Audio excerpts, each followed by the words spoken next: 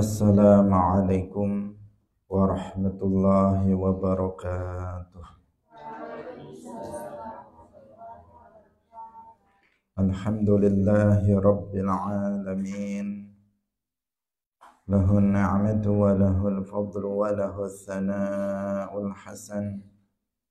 Wassalawatullahi al-barrir rahim wal malaikatil muqarrabin ala sayyidina wa maulana Muhammadin wa ala alihi wa ashabihi tayyibin tahirin. Allahumma la sahla illa ma ja'altahu sahla wa anta taj'alul hazna idza syi'ta sahla. Allahumma arzuqna al-ikhlasa fi niyyati wal qawli wal amal wa ba'du. Ila Nabiyil Mustafa sallallahu alaihi wasallam wa ikhwanihi minal anbiya'i wal mursalin wa syuhada'i was salihin, khususan ila sultanil awliya Syekh Abdul Qadir Al-Jilani wa Syekh Ahmad Ar-Rifai wa Syekh Baha'iddin Naqsyabandi wa Syekh Abdullah Al-Harari wa ila arwahi muassisi jam'iyyati Nahdlatul Ulama Syekh Muhammad Hashim Ash'ari wa Syekh Bisri Sansuri wa Syekh Abdul Wahab Hasbuwah wa ila arwahi jami'i ahli al-qubur minal muslimin wal muslimat. Al-Fatihah. A'udzu billahi minasy syaithanir rajim. Bismillahirrahmanirrahim. Alhamdulillahi rabbil alamin. Ar-Rahmanir Rahim. Maliki yaumiddin. Iyyaka na'budu wa iyyaka nasta'in. Ihdinas siratal mustaqim. Siratal ladzina an'amta 'alaihim ghairil maghdubi 'alaihim waladdallin. Amin.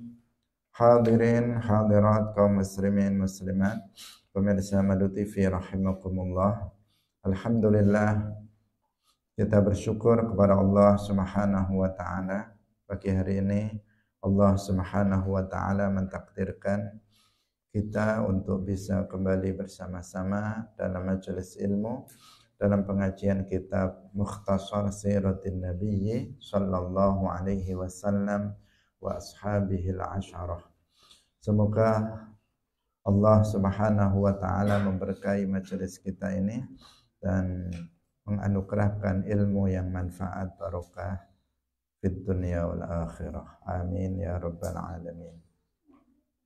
Salawat dan salam semoga tetap terlimpahkan kepada Nabi Agung Nabi Muhammad sallallahu alaihi wasallam, para sahabatnya, keluarganya, serta seluruh umat Islam yang mengikuti beliau ila yaumil qiyamah. Hadirin rahimakumullah, mari kita ikhlaskan niat kita masing-masing. Kita hadir dalam majelis ilmu lillahi ta'ala.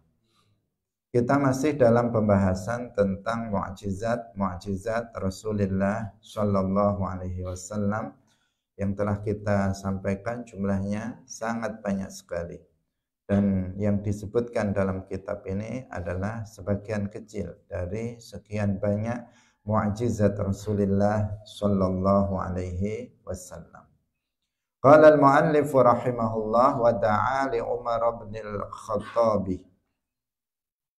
Wa da'a lan dongaaken sapa Kanjeng Nabi li Umar kanggo Umar ibn al-Khattabi ayu aizza ing yen to mulyaaken sapa Allahu Gusti Allah bihi kelawan Umar al-Islam ing Islam. Au bi Abi Jahlin utawa kelawan Abi Jahal ibni Hisham fa asbaha mongko dadi sapa Umar fa aslama nuli masuk Islam sapa Umar. Wa da'ala dongaaken sapa Kanjeng Nabi li Ali ibni Abi Thalib kanggo Ali ibni Abi Thalib. Ayudhiba ing yen to ngilangaken sapa Allahu Gusti Allah anhu saking Ali al-harra ing panas wal bardalan adem. Bakanan mongko ana sapa Ali iku la yajidu ora nemakaken sapa Ali harran ing panas wala bardan lan ing adem.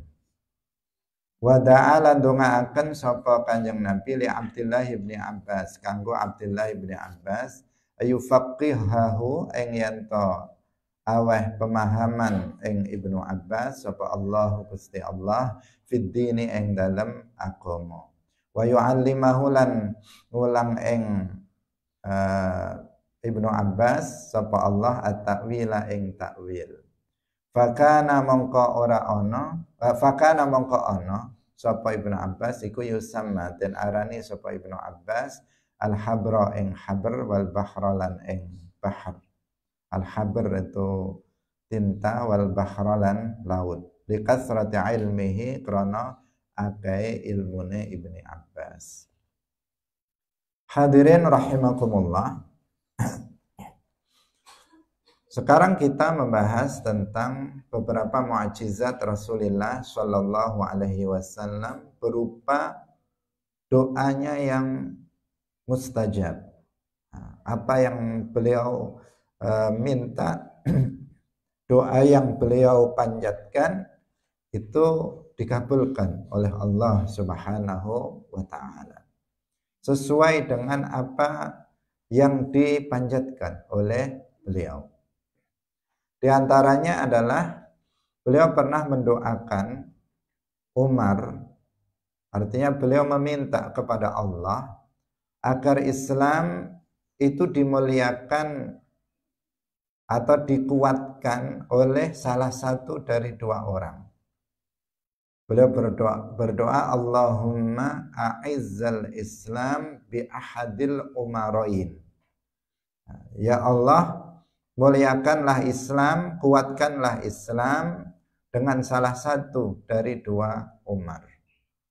Umarain itu yang dimaksud adalah Umar bin Khattab radhiyallahu anhu dan Amr bin Hisham. Amr bin Hisham. Yang satu Umar, yang satu Amr dikumpulkan menjadi Umarain, dua Umar. Nah, memang seperti itu. Misalnya Asy-Syams wal Qamar, yang satu Syams matahari, kemudian yang satu Al-Qamar bulan, dikumpulkan menjadi Qamarain. Nah, bulan dua tetapi yang dimaksud adalah apa? Matahari dan bulan. Nah, Umar dan Amr, Umar bin Khattab dan Amr bin Hisham, nah, dijadikan satu menjadi Umarain, dua Umar. Nabi berdoa Allahumma a'izzal Islam bi ahadil umarain. Ya Allah, muliakanlah Islam, artinya kuatkanlah Islam. Ini di awal dakwah Islam. Ada dua orang yang kuat dari suku Quraisy ketika itu, yaitu Umar bin Khattab dan Amr bin Hisham. Yang Amr bin Hisham ini yang dijuluki dengan Abu Jahal. Abu Jahal. Abu Jahal bukan paman Nabi, ya, Abu Jahal itu bukan paman Nabi. Karena ada sebagian orang yang mengira Abu Jahal itu adalah paman Nabi. Yang paman Nabi Abu Lahab. Nah, ketika kemarin kita menyebut nama-nama dari paman Nabi, kita nggak menemukan Abu Jahal. Karena Abu Jahal itu namanya Amr bin Hisham, bukan Amr ibn Abdul Muttalib, bukan. Amr ibn Hisham. Sehingga Abu Jahal atau Amr bin Hisham bukan paman Rasulullah Shallallahu Alaihi Wasallam. Yang paman Nabi Abu Lahab. Amr bin Hisham atau Abu Jahal ini adalah salah satu orang yang terkemuka dari suku Quraisy, sama dengan Umar bin Khattab, orang yang sangat kuat di kalangan suku Quraisy ketika itu. Sehingga Nabi Shallallahu Alaihi Wasallam berdoa kepada Allah agar Allah menguatkan Islam dengan salah satu dari keduanya. Kalau salah satu dari keduanya masuk ke dalam agama Islam, maka Islam akan semakin kuat. Ternyata dikabulkan oleh Allah Subhanahu wa Ta'ala dan yang masuk Islam adalah Umar bin Khattab radhiyallahu anhu. Sedangkan Abu Jahal itu tetap dalam kekufurannya. Allah menguatkan Islam dengan Abu Jahal, dengan apa? Dengan Umar bin Khattab. Sabqul lisan, dengan Umar bin Khattab.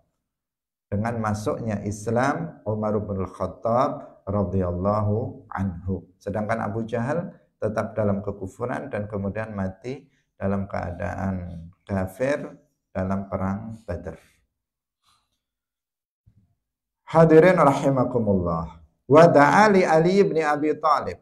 Mukjizat berikutnya adalah doa Nabi untuk Ali bin Abi Thalib radhiyallahu anhu.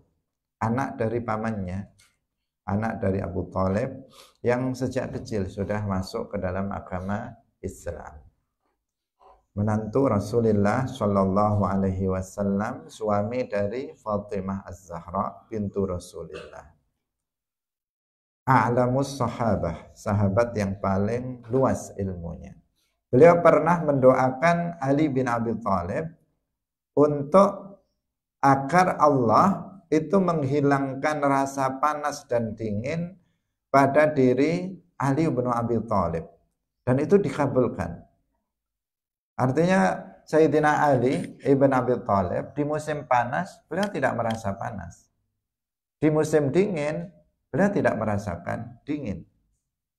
Itu adalah karena doa Rasulullah Shallallahu Alaihi Wasallam.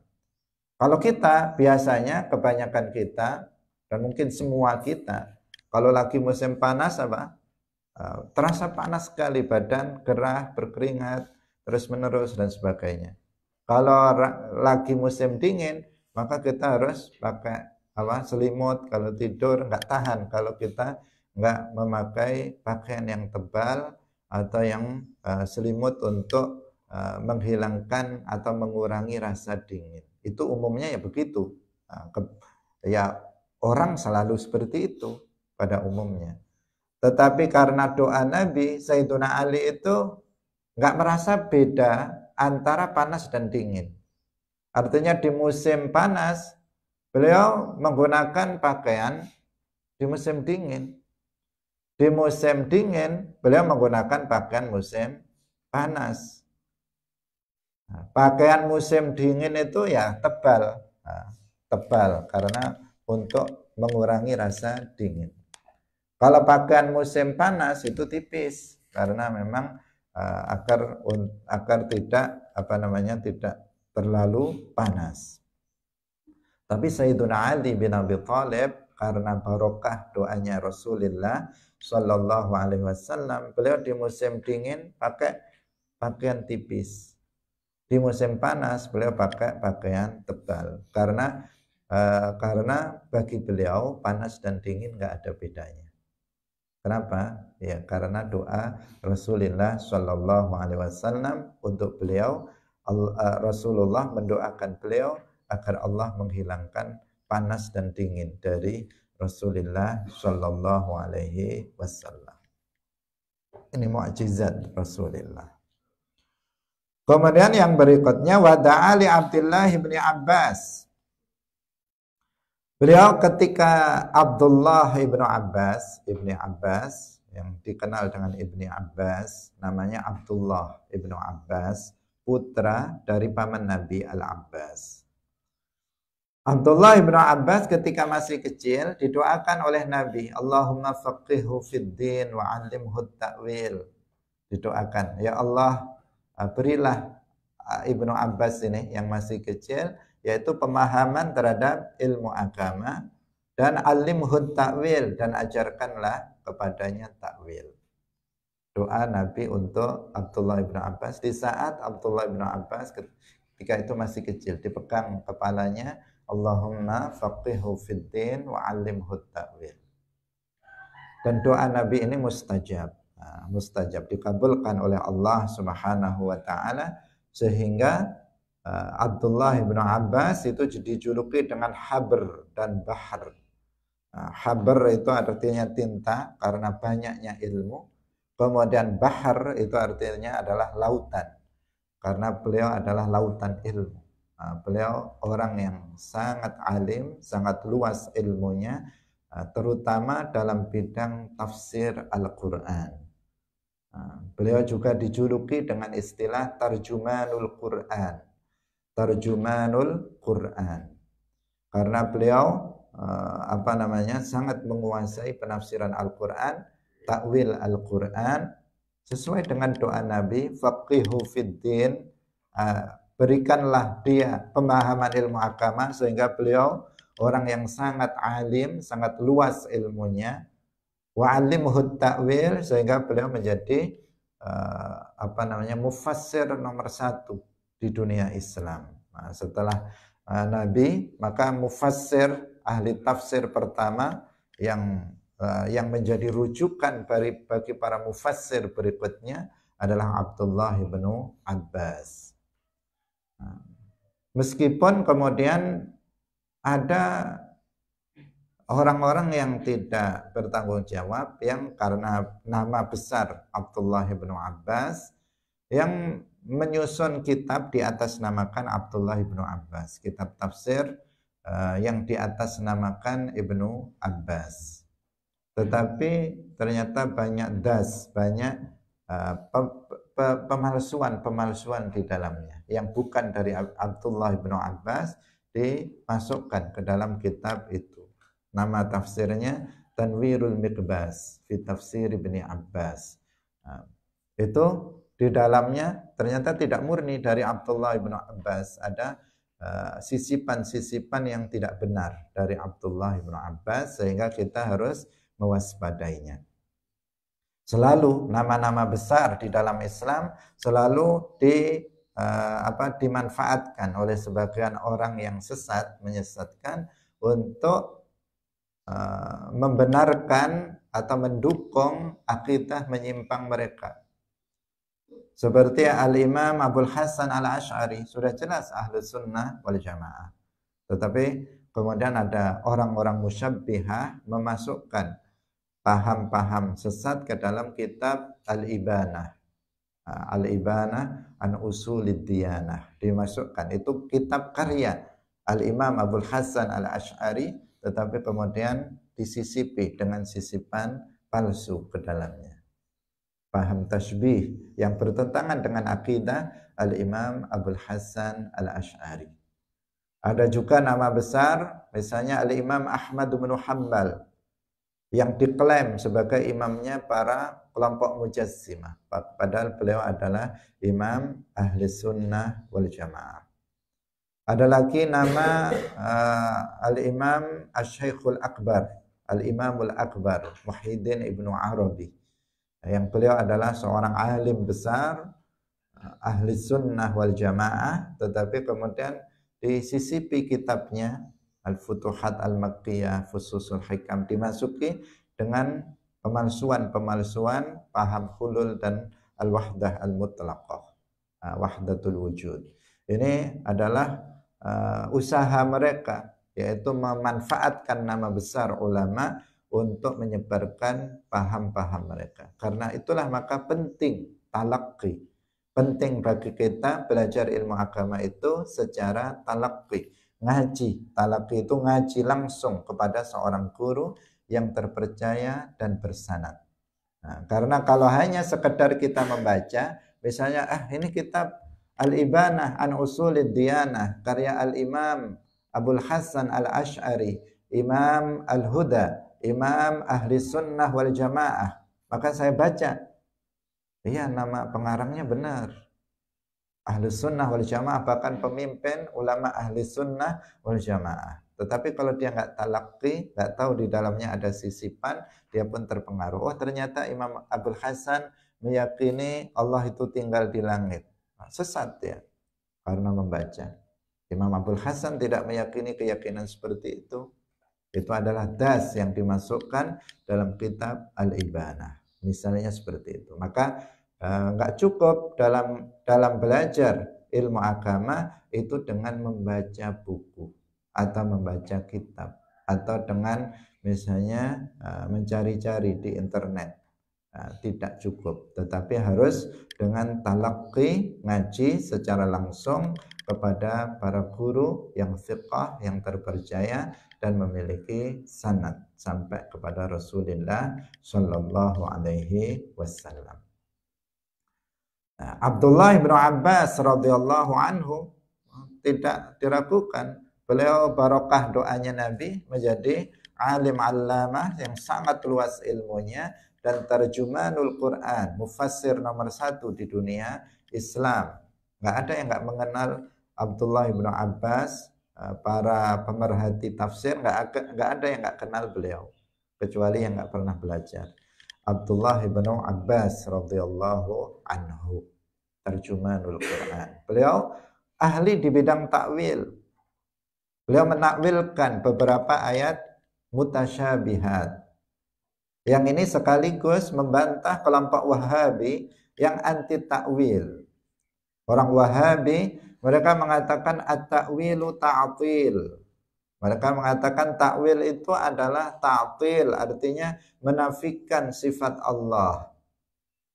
Kata mereka, orang yang mentakwilkan ayat-ayat sifat mutasyabihat, maka berarti dia telah mengingkari sifat-sifat Allah. Kalau orang nggak mau mentakwilkan ayat Ar-Rahmanu 'alal arsy istawa, kalau orang, kata orang Wahabi ini, mereka mengatakan kalau orang itu mentakwilkan ayat Ar-Rahmanu 'alal arsy istawa dengan qahara, dengan menguasai arsy atau dengan pentakwilan yang lainnya, maka kata orang Wahabi berarti kita yang mentakwil itu tidak mempercayai sifat istiwa Allah yang ada dalam Al-Quran. Itu tuduhan mereka terhadap mereka yang mentakwil, menganggap bahwa takwil itu adalah ta'til. Siapa? Orang Wahabi. Yang menuduh kita Ahlus Sunnah wal Jamaah yang mentakwilkan ayat sifat mutasyabihat. Kita katakan Abdullah bin Abbas didoakan oleh Nabi wa'allimhut ta'wil. Bagaimana ini? Nabi sendiri yang mendoakan Abdullah bin Abbas untuk beliau menguasai tentang takwil, diajarkan tentang takwil ayat-ayat Al-Quran. Dan terbukti bahwa Abdullah bin Abbas itu mentakwilkan beberapa ayat sifat mutasyabihat yang menunjukkan. Demikian juga muridnya Abdullah bin Abbas, Mujahid, juga mentakwilkan ayat-ayat sifat mutasyabihat. Baik sebagian mereka pengikut Abdullah bin Abbas dari kalangan Ahlus Sunnah wal Jamaah, ada yang mentakwilnya secara ijmali, ada yang mentakwilkannya secara tafsiri. Akibat dari keyakinan orang Wahabi yang anti takwil, sehingga mereka jatuh kepada paham tasbih dan tajsim yang merupakan akidah kufur. Sehingga pantas apabila Al-Imam Ahmad Ar-Rifai radhiyallahu anhu memperingatkan kita agar tidak berpegang teguh pada makna zahir ayat-ayat sifat mutasyabihat, karena itu bisa menyebabkan seseorang jatuh kepada kekufuran. Sunu aqaidakum minat tamassuki bi zahiri ma tasyabaha minal kitabi was sunnah fa inna dzalika min usulil kufur. Jadi berpegang teguh dengan makna zahir, tidak mau takwil, itu adalah pangkal dari kekufuran. Yang menyebabkan orang Wahabi itu kufur itu salah satunya adalah karena mereka nggak mau takwil. Jadi yang menyebabkan mereka menjadi mujassimah, yang menyebabkan mereka menjadi musyabbihah, itu karena mereka anti takwil. Itu permasalahan utamanya. Ketika ketemu Ar-Rahmanu 'alal arsy istawa, mereka bilang Allah duduk di atas arsy. Ketika ketemu ayat amintum man fis sama, mereka bilang Allah itu di langit. Ketika mereka ketemu ayat yadullah fauqa aydihim, mereka bilang Allah punya tangan satu. Ketika mereka ketemu ayat misalnya bal yadahu mabsutatan, mereka bilang Allah tangannya dua. dan seterusnya. Tadi 1, kemudian 2 dan macam-macam. Karena apa? Nggak mau takwil. Tidak mau takwil. Mereka menjadi mujassimah gara-gara tidak mau takwil. Nah, dalil kita ahli sunnah wal jamaah diantaranya yang mengatakan boleh kita mentakwil adalah ini. Bahwa Nabi dalam hadis disebutkan Nabi mendoakan Abdullah ibnu Abbas, Allahumma faqihhu fid din wa 'allimhu ta'wil. Ya Allah, ajarkanlah Abdullah ibnu Abbas ini agama, ilmu-ilmu agama, dan ajarilah dia takwil Al-Quran. Dan ternyata mustajab doa Nabi, Abdullah ibnu Abbas menjadi ahli tafsir, ahli takwil. Karena itu waspadai ajaran Wahabi yang anti terhadap takwil. Kita lanjutkan. Wa da'alan dongaaken sapa Kanjeng Nabi di Anas bin Malik kanggo Anas bin Malik bitulil umur. Kita tahu Anas bin Malik itu adalah khadimu Rasulillah, pembantu Rasulillah selama 10 tahun. Bitulil umuri kelawan dawane umur wa kasratil mali lan akeh bondo wal waladi lan anak. Wa ayyubari kalan yang yen to aweh barokah sapa Allah Gusti Allah lahu kanggo Anas fihi ing dalem umur lan kasratil mal wal walad. Fawulida mongko den lairaken lahu kanggo Anas sapa mi'atun 100 wa isruna lan 20 apane zakaron anake lisul bihi, artinya anak kandungnya. Wa kana lan ana apa nakhluhu wet kurmane Anas iku yahmilu hamil, maksudnya berbuah fisanati ing dalem setahun marrota ini kelawan rong ambalan. Wa asyalan urip sapa Anas mi'atan ing 100 wa isrina lan 20 apane sanatan umur taune. Au nahwaha utawa ing padane isrin sanah. Mi'ah wa isrina sanah. Doa Nabi untuk Anas bin Malik. Doa Nabi untuk Anas bin Malik pembantunya. Beliau mendoakan Anas bin Malik yang pertama panjang umurnya. Yang kedua banyak hartanya. Yang ketiga banyak anaknya. Didoakan oleh Nabi dengan 3 banyak, yaitu banyak banyak umurnya, artinya panjang umur, kemudian banyak harta, menjadi kaya raya, al-walad, kemudian banyak anak. Ini sebuah nikmat yang Allah anugerahkan kepada seseorang. Kalau seseorang memiliki harta banyak, umurnya panjang, kemudian anaknya banyak, maka ini adalah sebuah anugerah, sebuah nikmat yang Allah berikan. Dan Nabi mendoakan untuk Anas bin Malik. Didoakan agar umurnya panjang, banyak hartanya dan banyak anaknya. Dan terbukti doa Nabi ini dikabulkan oleh Allah Subhanahu wa ta'ala. Bukan hanya banyak anak, banyak harta dan panjang umur, tetapi juga didoakan oleh Nabi berkah. Umurnya yang panjang itu barokah, umurnya, hartanya yang banyak itu barokah, anaknya yang banyak itu juga barokah. Sebab kalau tidak diiringi dengan barokah, ya susah juga. Seseorang misalnya umurnya panjang, tetapi tidak barokah. Semakin banyak dosa yang dia lakukan. Barokah itu umur yang barokah, umur yang penuh dengan kebaikan-kebaikan, umur yang penuh dengan ketaatan-ketaatan, umur yang digunakan untuk menjalankan kebaikan-kebaikan dan meninggalkan perkara-perkara yang diharamkan. Itu namanya umur yang barokah. Kalau ada seseorang hidup, kemudian hidupnya digunakan untuk bermaksiat, umurnya nggak barokah. Barokah artinya dia bertambah kebaikannya. Ada kebaikannya. Nabi mendoakan Anas bin Malik agar umurnya panjang dan barokah.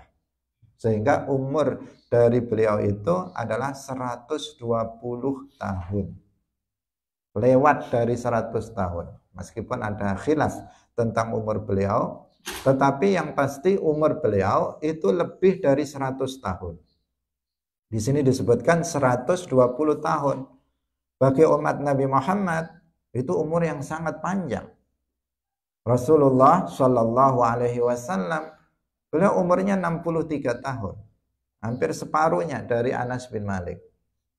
Anas bin Malik. Beliau Nabi umurnya 63 tahun. Anas bin Malik 120 tahun. 120 tahun, umur yang sangat panjang. Kalau sekarang ada orang lebih dari 100 itu sudah luar biasa. Umurnya sangat panjang dan sangat jarang pada zaman sekarang ini ada orang berumur lebih dari 100 tahun. Umur 50 itu sudah mulai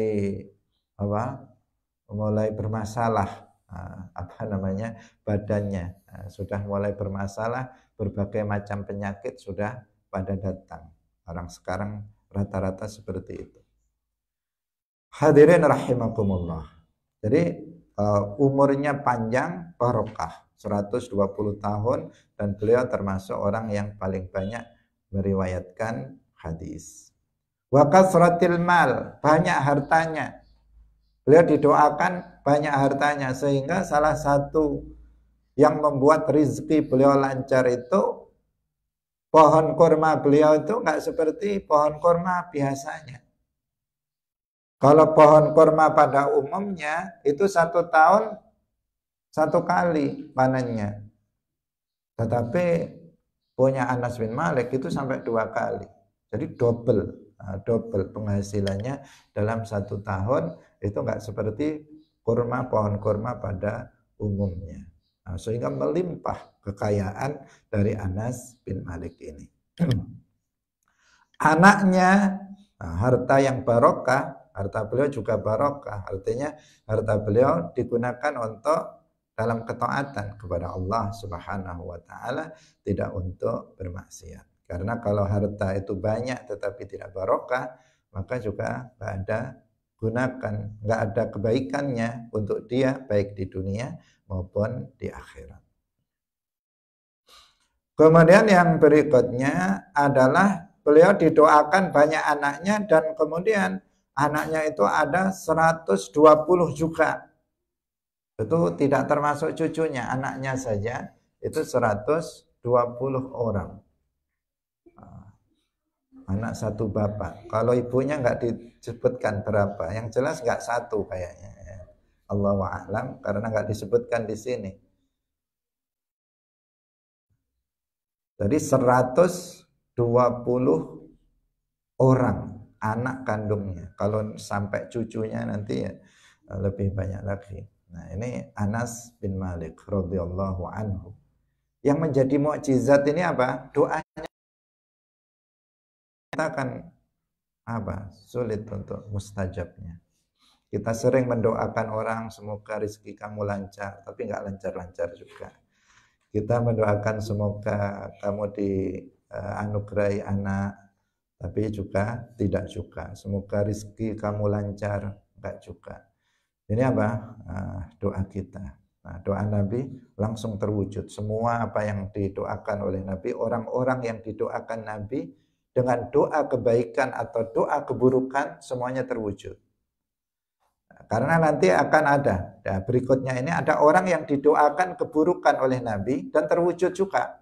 Ada yang dikatakan Nabi, dia di neraka, masuk neraka juga. Nah, berikutnya ini Utaibah. Qala al-mu'allif rahimahullah, wa kana Utaibah bnu Abi Lahab, wa kana Utaibah bnu Abi Lahabin, lan ana sapa Utaibah ibnu Abi Lahab, berarti anaknya Abu Lahab. Qad syaqqa, teman-teman wis nyuwek sapa Utaibah qamisahu ing tutute Kanjeng Nabi. Wa adzahu, lan wis nglarani sapa Utaibah ing Kanjeng Nabi. Ini orang kafir suka menyakiti Nabi, merobek dan menyakiti Rasulullah sallallahu alaihi wasallam. Fada'a mongko ndongaaken elek sapa Kanjeng Nabi alaihi ing atase Utaibah. Ayu sallitallah ing yen to nguasaaken sapa Allah Gusti Allah alaihi ing atase Utaibah kalban ing asu min kilabihi saking pira-pira kilape atau asune Allah. Artinya kalban nau minal kilab di sini tidak mesti anjing ya, di sini tidak mesti anjing. Nah, di sini termasuk pokoknya binatang-binatang buas seperti singa, harimau dengan berbagai macamnya atau dhi'ab, serigala. Ini semuanya namanya kalab. Nah, seperti serigala itu mirip dengan kalab. Faqatalahu nulimatani ing Utaibah apa al-asadu singo bizarqai yang dalam tanah Zarqa min ardi Syam saking tanah Syam. Nah, jadi siapa? Utaibah ibn Abi Lahab ini orang kafir suka menyakiti Nabi. Kemudian Nabi mendoakan keburukan kepada Utaibah. Yaitu doanya semoga Allah itu nanti membunuh siapa namanya Utaibah ini dengan seekor binatang buas. Nah, dengan seekor binatang buas. Karena doa Nabi ini pernah kita ceritakan sebelumnya ya, pernah kita ceritakan. Kalau kalian nggak lupa, pernah kita ceritakan. Utaibah ini karena Nabi mendoakan yang seperti itu, Utaibah ini sepanjang hidupnya selalu ketakutan. Dimanapun dia berada, ke sana takut, ke sana takut, ke sana takut. Dia nggak berani kalau sendirian, pergi sendirian itu nggak berani.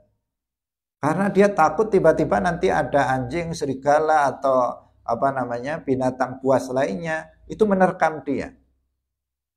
Dia selalu ketakutan dalam dirinya karena apa? Karena doa Nabi itu. Karena dia meskipun orang kafir takut juga dengan doanya Nabi karena doa Nabi ini selalu mustajab. Apa yang beliau sampaikan selalu benar. Sehingga dia senantiasa tadi ketakutan dimanapun dia berada. Nah, suatu ketika dia berada di tanah Zarqa, di daerah Syam. Nah, Syam itu yang sekarang mana? Palestina itu induknya Syam. Palestina yang sekarang berkobar. Nah, semoga Allah Subhanahu wa taala itu segera untuk melepaskan mereka, memerdekakan mereka dari penjajah Zionis ya. Korbannya sudah mencapai 10.000 orang dalam waktu 1 bulan. Nah, itu karena kekejaman orang-orang Yahudi Zionis. Itu induknya. Palestina itu adalah induknya. Induknya Syam yang didoakan keberkahan oleh Rasulullah Shallallahu Alaihi Wasallam. Di sana ada Lebanon, ada Suriah, ada Yordania, semuanya masuk dalam daratan Syam yang didoakan Nabi dengan keberkahan. Tetapi sekarang orang-orang yang ada di sana mendapatkan ujian dari Allah Subhanahu wa taala yaitu berupa penjajahan. Nah, tanah mereka direbut oleh kaum Yahudi Zionis. Di daerah Zarqa, di daerah sana, Zarqa nama daerah, ketika Utaibah ini sedang dikelilingi oleh teman-temannya. Jadi dia bukan sendirian ketika itu karena Utaibah ini juga takut kalau sendirian. Tiba-tiba ada binatang buas yang menerkamnya itu dia takut. Karena doa Nabi, ketika dia dengar doa Nabi itu nggak pernah tenang hidup dia. Nah, ketika dia sedang bersama teman-temannya, dikelilingnya oleh sahabat-sahabatnya, teman-temannya, bukan sendirian dia. Tiba-tiba ada singa itu lompat ke tengah, kemudian memakan dia, menerkam dia dan dia mati. Nah, benar apa yang telah didoakan oleh Nabi terwujud, terbukti, terjadi apa yang didoakan oleh Rasulullah Shallallahu Alaihi Wasallam. Di tengah keramaian, dia dihabisi oleh seekor singa. Jadi singa itu bukan menerkam orang-orang yang di sekitarnya, dia lompat ke tengah, kemudian ngambil Utaibah saja dan membunuhnya. Nah, itulah Rasulullah, mukjizat Rasulullah Shallallahu Alaihi Wasallam. Wasyukiya lanten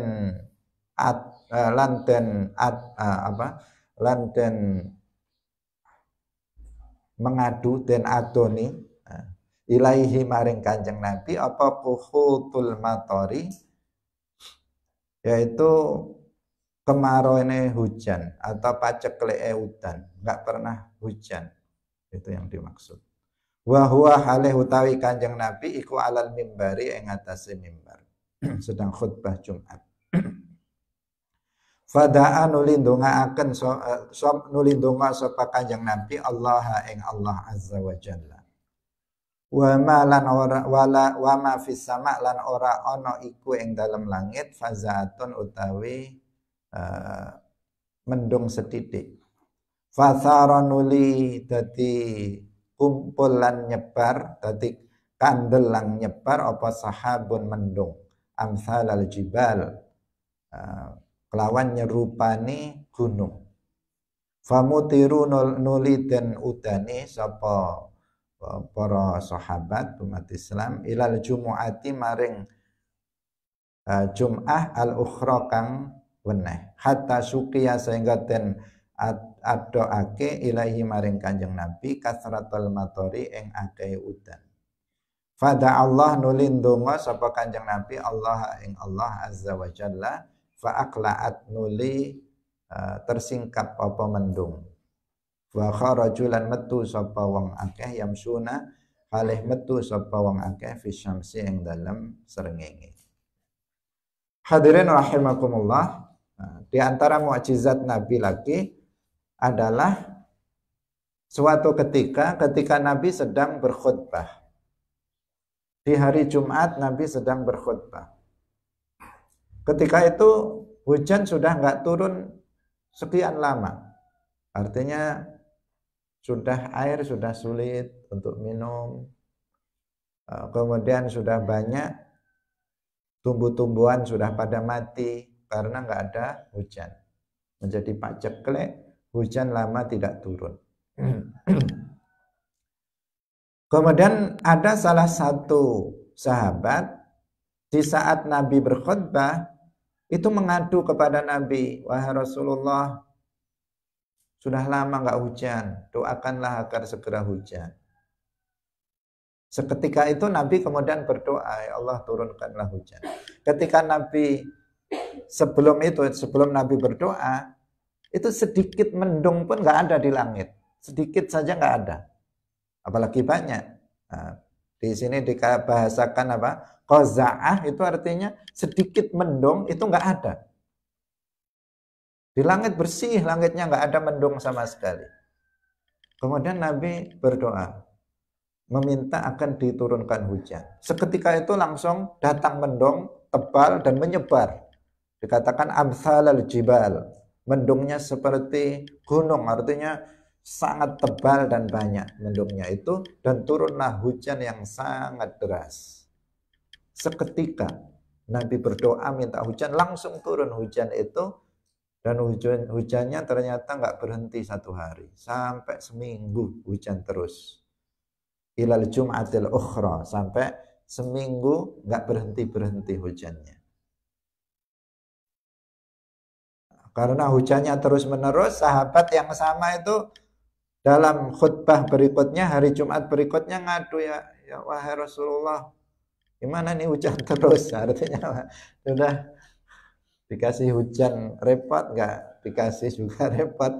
Dia apa? Minta agar gimana nggak hujan lagi. Nah, kemudian Nabi berdoa. Nabi doanya hawalaina. Artinya ya Allah turunkanlah hujan di sekitar Madinah. Nah, sehingga seketika itu hujan kemudian berhenti, dan yang hujan di sekitar Madinah saja. Yang di Madinah itu sudah nggak hujan lagi. Sehingga ketika mereka keluar dari sholat Jumat, pulang itu sudah ada matahari. Langsung tersingkap mendung itu tersingkap dan matahari terlihat. Mereka pulang sudah di bawah matahari. Artinya mereka sudah tidak ada hujan lagi. Yang hujan adalah di sekitar Madinah. Itulah mustajabnya doa Rasulullah Shallallahu Alaihi Wasallam. Dan ini adalah mukjizat dari beliau Rasulullah Shallallahu Alaihi Wasallam. Jadi kita ini kan memang seperti itu. Kalau nggak hujan terus menerus kita susah. Kalau hujan terus menerus juga susah. Nah, maunya kadang hujan, kadang enggak. Itu maunya manusia yang enak-enak. Selanjutnya kita lanjutkan lagi satu lagi. Wa at'ama ahlal khandaqi. Wa at'ama lan paring mangan sapa Kanjeng Nabi ahlal khandaqi ing ahli khandaq. Wa hum halih utawi ahlul khandaq iku alfun sewu wong. Min sa'i syairin saking sak sok gandum syair. Audunahu utawa sak ngisore sak sok, kurang teko sak sok. Wa bahamatin lan wedhus cilik. Fasabi unuli parek sapa ahlul khandaq wan sarafulan buyaran sapa ahlul khandaq wa ta'amu lan utahi panganane iku aksaru luweh akeh mimakana saking barang kana kang ana apa mak. Nah, ini kejadian yang ini luar biasa banyaknya ya. Ini sudah kalau tentang doa-doa yang tadi, doa Nabi untuk Umar, doa Nabi untuk Ali, doa Nabi untuk Anas, doa Nabi untuk Abdullah bin Abbas, doa Nabi untuk Utaibah, doa Nabi untuk ini contoh-contoh makbulnya doa Nabi oleh salah seorang sahabat yang menginginkan hujan. Sekarang kita beralih tema tentang masih mukjizat Nabi, yaitu tentang masalah makanan sedikit bisa mencukupi orang banyak. Ini juga luar biasa. Nah, dalam perang Khandaq itu ketika Nabi membuat khandaq di sekitar Madinah, semacam parit, karena musuh-musuh Islam sangat banyak, mereka bersatu. Orang Yahudi dengan orang-orang kafir Quraisy bersatu mau menyerang Madinah. Sehingga Nabi kemudian siasatnya adalah dengan membuat khandaq di sekitar Madinah sehingga mereka nggak bisa masuk ke dalam Madinah. Nah, tentu saja nggak ada akses keluar, menjadikan kemudian para sahabat Nabi dan para sahabat itu kehabisan stok untuk makanan. Ada 1.000 orang dalam perang Khandaq itu yang di saat itu kemudian ya lapar karena stok makannya sudah nggak ada lagi. Ada cuman satu sok itu sangat sedikit sekali. Satu sok gandum syair. Satu sok itu kan untuk apa? 4 mud ini. Satu sok namanya. Yang untuk zakat fitrah itu satu sok. Yang ada cuma satu sok gandum, segitu tok. Sama kambing kecil. Kambing kecil. Bukan kambing yang besar, kambing yang kecil. Cempe mungkin atau apa. Pokoknya masih kecil. Sementara mau dikasihkan makan untuk 1.000 orang. Untuk 3-4 orang aja bisa nggak cukup itu. Tetapi ini 1.000 orang. Dengan satu sok gandum syair dan seekor kambing kecil. Tapi apa yang terjadi? Dengan barokahnya Nabi, dengan makanan segitu 1.000 orang semuanya kenyang. 1.000 orang itu kenyang. Karena memang yang menciptakan kenyang itu Allah, ya, bukan manusia atau bukan makanan. Bukan makanan. Ada orang makan buahnya kemudian nggak kenyang-kenyang, itu juga ada. Allah intinya pencipta segala sesuatu. Nah, di sini dengan barokahnya Nabi, makanan hanya sedikit bisa membuat kenyang 1.000 orang dalam perang Khandaq. Ini sudah di luar nalar, ya, di luar nalar kalau ada yang seperti ini. Bahkan ketika sudah selesai 1.000 orang itu sudah makan semua, makanannya masih lebih banyak dari awal. Masih utuh makanannya. Padahal semua sudah makan. Tapi makanan yang tadi itu masih ada dan masih dikatakan aksar, lebih banyak dari semula. Ini gimana? Inilah namanya mukjizat dari Allah Subhanahu wa taala untuk Rasulullah membenarkan kerasulan, kenabian Nabi kita Nabi Muhammad sallallahu alaihi wasallam. Wa at'ama ahlal khandaqi aidan min tamrin yasirin atat bihi ibnatu Bashirin ibni Sa'ad ila abiha wa khaliha Abdullah ibn Rawaha. Dalam kesempatan yang sama, yaitu dalam perang Khandaq, Ahlul Khandaq, ketika itu Nabi juga memberikan makan dari tamr yang sedikit, yaitu kurma yang sedikit, min tamrin yasir. Nah, yang kurma yang sedikit itu dibawa oleh putri dari Bashir ibn Sa'ad kepada ayahnya, dan pamannya yaitu Abdullah ibn Rawahah. Kemudian itu diberikan kepada Ahlul Khandaq yang tadi disebutkan 1.000 orang Ahlul Khandaq itu diberi makan dengan tamr, yaitu kurma yang sangat sedikit dan mencukupi cukup untuk seluruhnya. Nah, ini sesuatu hal yang luar biasa dari Rasulullah Shallallahu Alaihi Wasallam.